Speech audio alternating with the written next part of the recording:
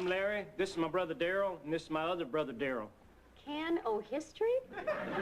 We're collecting artifacts for our time capsule. Darryl here feels that George, as a member of the town's oldest and nearly extinct family, should be the first to contribute. It's kind of hard to turn down an offer like that, George. How about my hammer? My dad gave it to me, and his dad got it at Sears. Sears? Here, Larry. See if those future folk can keep up with a day in my life. Wow. Power breakfast, brunch, late lunch, high tea, cocktails, dinner. Well, no need for a Snickers to tide you over. Hi. We're here to give you a time capsule update with a hearty thank you for the generous donation of your penny loafers. Penny loafers? You gave them my lucky shoes? Honey, they were old and worn.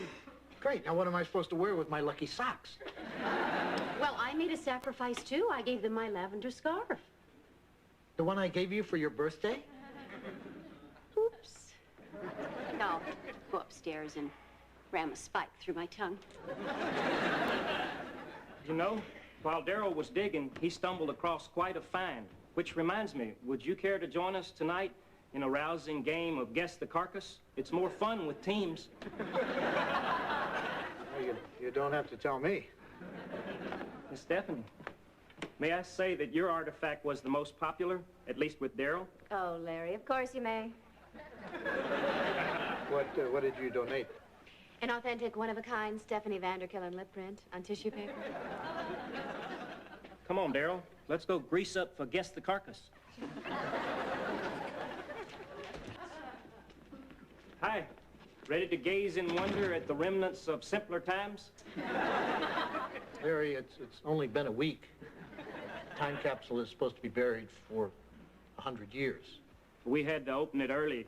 Darryl put in a library book. Larry, isn't this silly? Things can hardly change in a week. Sure they can. For starters, Michael isn't a TV producer anymore. And our friend, that nice Mr. X, is. In comparison, time has been much kinder to your lip print, Miss Stephanie. Raspberries in the snow. I can't believe I ever wore that shade. Maybe not in these modern times, but a more archaic Miss Stephanie did. And here we have some kind of primitive pounding device. Oh, boy. Must feel good to see old blue again, huh, George?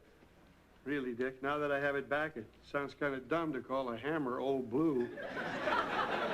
Look, ancient footwear. Evidently worn by some early and narrow-footed townsperson. Thank God. These new shoes, I was starting to walk like Jerry Lewis. And my scarf? Oh, what happened? Tomato sauce? Yes, ma'am. I'm afraid I packed it too close to Darryl's donation, a Domino's pizza. Here, you keep it. In case you meet a nice girl or something. Uh-oh. It appears that someone has violated the sanctity of the time capsule for a quick snack. Well, Darryl, just for that, there'll be no going to the fluff and fold for those dry rides.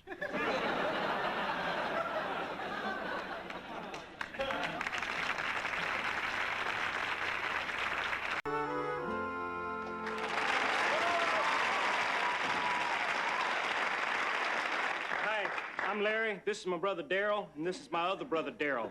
Hi, fellas. What's up? It seems a puzzling phenomenon occurred. We were in the woods choosing up sides for a quick game of naked prey. But Darryl forgot the turtle wax for the bonus round. So we went back to the cafe where we found this. Good afternoon. Couldn't find a waiter, so I made myself breakfast. Hope you don't mind. L. Gardner. Did you happen to get a glance at L. Gardner? No, sorry. What's that? You saw the L. Gardner in question? Well, is it a man or a woman? Seems to be a discrepancy of opinion. Darryl thinks it's a woman, but Darryl begs to differ. Since my brothers are known for their extraordinary gender-guessing skills, it's safe to assume that Elle Gardner could only be a swing dancer from the road company of the lilting Jerry Herman musical La Cage aux Folles.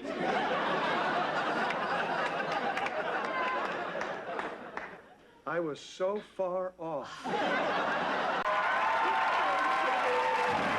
Hi, I'm Larry. This is my brother. Uh-oh, Darryl. I think we may have wandered in on some smooth boys in action.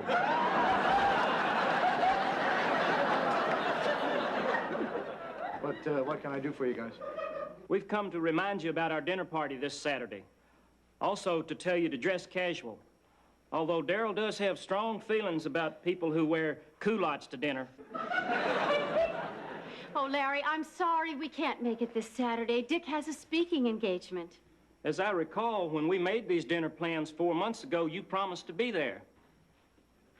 We should have known you were just slipping us the old rubber possum. Come on, Darryl. Guys, wait. What if Joanna went alone? What?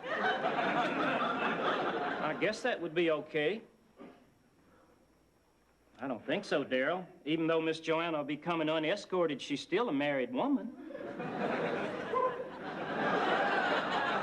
Larry, you know I'd love to go, but Dick needs me at the graduation to look on adoringly as he speaks.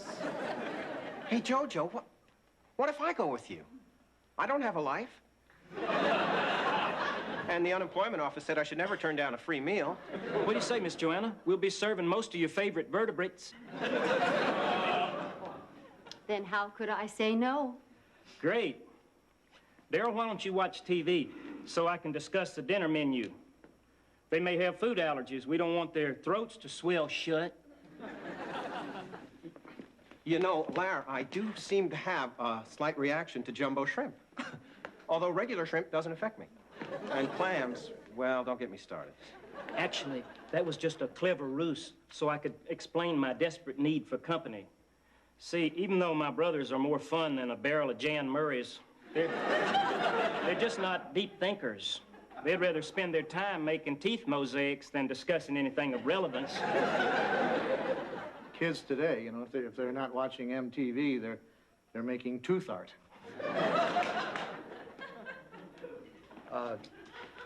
Guys, would you like me to turn that TV on for you?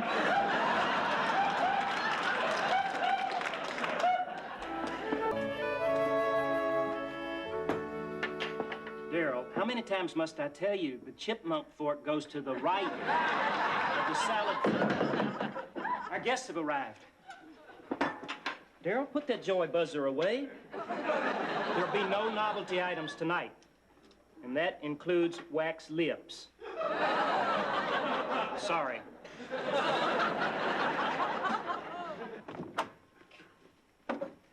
Hi, I'm Lawrence. This is my good brother Darryl, and this is my other good brother Darryl. Hey, guys, nice digs. Not half as weird as I thought it'd be. Thank you. We appreciate the backhanded compliment. Miss Joanna, you're being in real estate, you'd be qualified to help us. Darryl's been batting around the idea of putting our home on the market.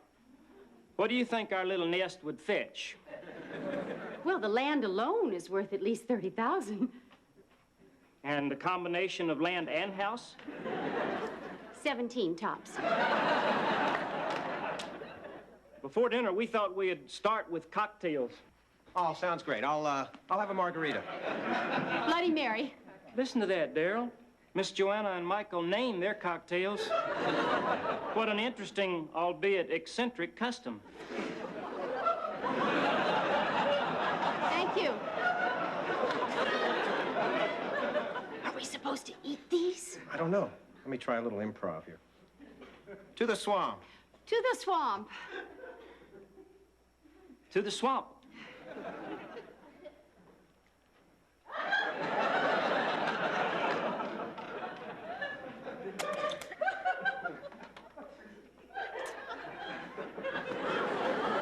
Well, if If we're all done with our cocktails, I'll go get the finger sandwiches. Larry? Yes, Miss Joanna? You know what I like doing after cocktails? Holding our hands up to make sure all our fingers are there.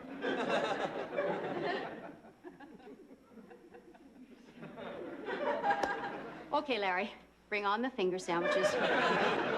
Wonder what she'll do when we serve the rump roast. Miss Joanna, how did you enjoy your entree? What was it again? It was a little recipe passed down from my great-uncle Darryl and my other great-uncle Darryl. Something old, something new. Something borrowed, something dead. Well, I'm glad to see you included something from each of the 4 major food groups. You gonna eat those quills? Enjoy. Thanks. I'll just take these home for a late-night suck.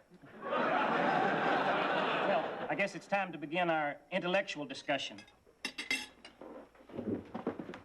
Yeah, there they go again. Anytime they hear the word intellectual, they throw themselves into their teeth. Now, are there any issues or topics you're particularly fond of? Etymology, theosophy, physics? Well, as long as I don't have to turn my head and cough. I'll start the ball rolling by throwing out a question. What's your opinion on the Big Bang Theory? Well, there's so many schools of thought. Personally, I think they're fine if you have a high forehead. Excuse me. Do you feel as dumb as I do? Yeah. It seems I overestimated the caliber of Miss Joanna and Michael's intelligence.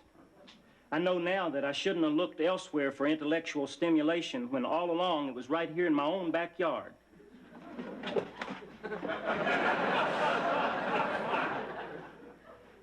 Our problem now is what to do about our guest. Good thinking, Darryl. You go get ready. I guess you two are brain tired from our mental workout. Why don't we take a break? A break is good. My brothers will now entertain you with a musical interlude.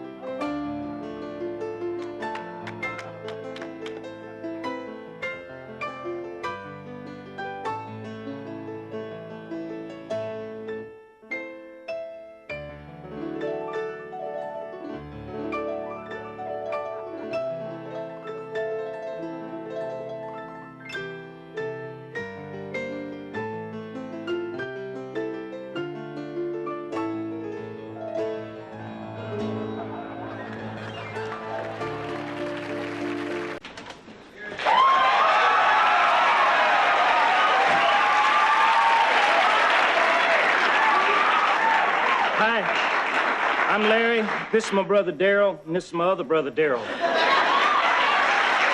Hi, fellas. We heard there was a Scooter Drake here. We grew up with a Scooter Drake, and we was wondering if it was one and the same. My guess would be no. Does this Scooter Drake have a pineapple birthmark on his right buttock?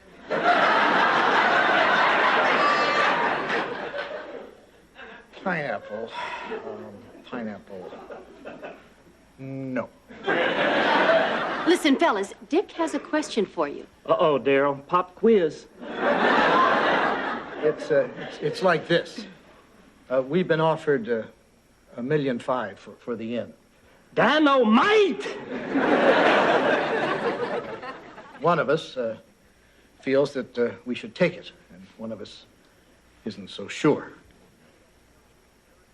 Darryl wants to know who the jerk is who isn't so sure. I don't think any purpose would be served by naming names. It's Dick.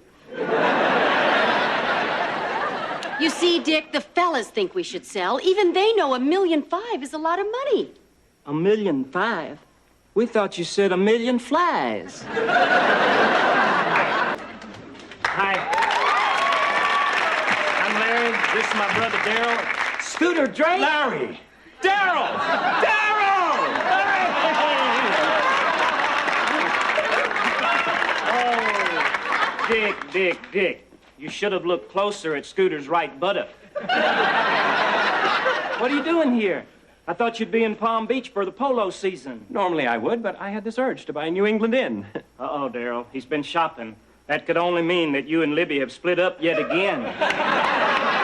We've reconciled, dear Larry. I don't know what I'm going to do with you two. Listen, why don't the three of you motor down with me to the city? The crowd would love to see you again. You know, we haven't been to New York since the opening of Phantom. Come on, Darryl. Let's go choose to see who gets to ride in the trunk. Thank you.